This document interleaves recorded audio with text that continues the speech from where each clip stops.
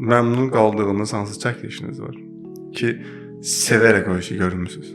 Hətta da sevərək etmədiyiniz bir iş var? Sevərək etmədiyim iş yoxdur. Sevmədən heç bir şey keçmirəm. Hı? Çünki bir müddət sevməyərək pul xərcinə çalışacağamsa, sıxılacam. Sıxıldığım iş də mənim üçün gözəl bir iş deyil. Razı qaldığım işlər çox deyəm. Bütün işlərimdən razı qalıram, belə deyim. Sənin gözlədiyin yerdən təkliflər gəlir? Bəzən gəlir, bəzən gəlmir. Sən gedib deyirsən ki, mən sənə reklam eləmək istəyirəm, gəl bir işləyək. Hə, deyirəm. Açıq deyirəm ki, bax, eləyənlər olur, eləməyənlər də olur. Eləməyənlər də başları daşa dəyir. Niyə eləyirsiniz bə?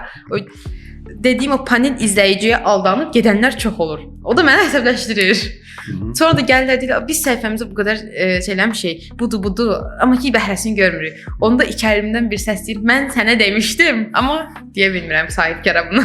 Misal üçün, mən getmişəm hansısa bir markadan geyinməyi sevirəm. Siz deyirsiniz ki, misal Zagat Almovdan geyinirəm və onların təklif gələndə bunu siz oradan geyindiyiniz üçün 2 qat daha yaxşı edirsiniz, düzdürmü? Bir var tanımadığınız bir markanı nə qədər influencer edə bilərsiniz də, çünki tam o qədər bələd deyilsiniz həmin markaya. Misal influencer sizə gəlib təklif edəndə hansısa bir reklamı dəyərləndirin. Çünki onun sevdiyi bir influencer bu sizin xeyrinizə ola bilər də. Mədəni surətdə yox deməyin yöntəmi var. Bunu sahibkarlardan mən də yeni öyrənirəm. Biz sizə geri dönüş edəcəyik. Bu çox hekayələr, şablon cümlələrdir. Eynən. Bu cavab gəldiyi zaman deyirəm, aha, bu iş yalandır, yatdı.